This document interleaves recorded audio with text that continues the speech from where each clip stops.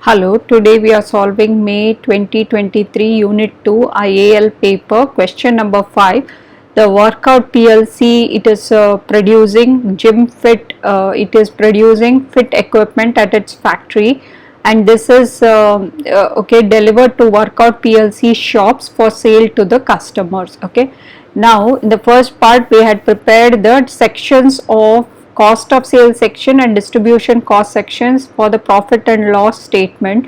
In the part B of the question, it asks us to evaluate the importance of a director's report in the annual report to the shareholders.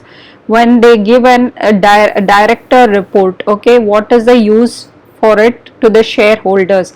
Whenever you are talking about director's report, okay, you should be able to say it gives information. What sort of information it will give? It will give what the company is doing, okay, what are the principal activities.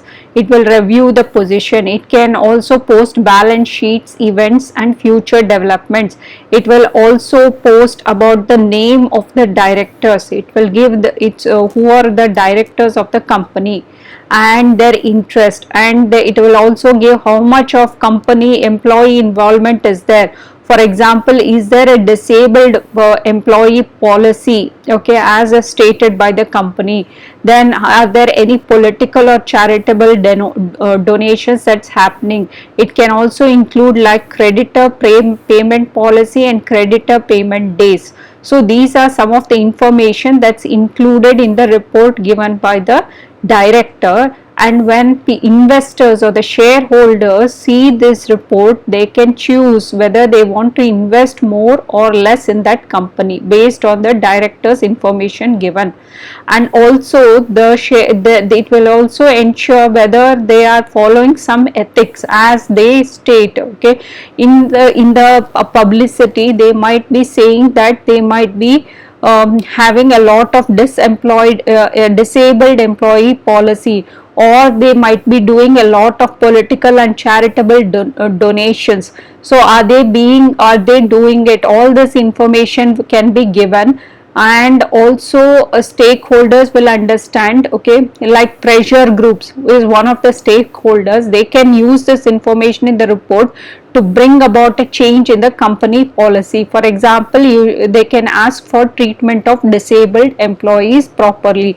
So all this information can be used by the pressure groups, shareholders and the other stakeholders, so, such as employees, pressure groups or the trade unions. They can all go and talk to the company to understand whether they have, one is for the investment purpose and the second one is they can carry out certain negotiations or the policies to be included in that company. Then disclosures may be required under the stock exchange regulations. Also, when they are in the public stock exchange, the director's report is a must and they need to be given to all the shareholders.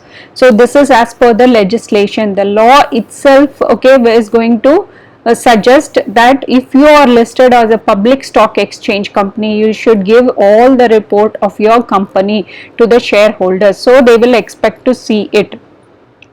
But what is against this, okay, against the director's report is sometimes it can become very costly, okay, and it will take time and cost, okay. It will take both time and cost for the directors to prepare. You need a good director report, and sometimes a bad report will give unrealistic positive view of the company. If it is a bad report prepared by one of the directors, then it will show not a realistic or a good positive view of the company. Unrealistic positive or views may be shown, and you might invest and lose out the money.